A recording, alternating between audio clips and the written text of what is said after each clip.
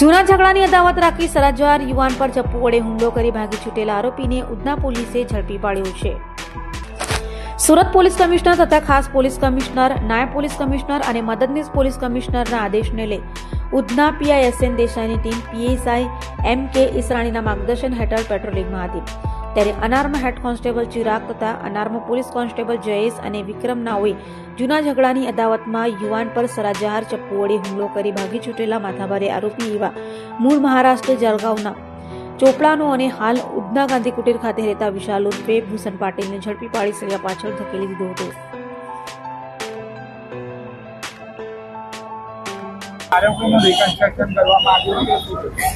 શનિવારે ઉધના વિનોદ ચોક વિસ્તારમાં એક ચાકુ મારવાનો બનાવ બનેલો હતો। એમાં ઉધના પોલીસ દ્વારા આરોપીને પકડી પાડવામાં આવેલો છે અને બનાવવાળી જગ્યાએ લાવી રિકન્સ્ટ્રક્શન પંચનામું કરવામાં આવે છે અને આ ગુનામાં આરોપી વિરુદ્ધમાં વધુમાં વધુ પુરાવા એકઠા કરીને આરોપીને કડકમાં કડક સજા થાય એ પ્રકારના તમામ કાર્યવાહી કરવામાં આવશે।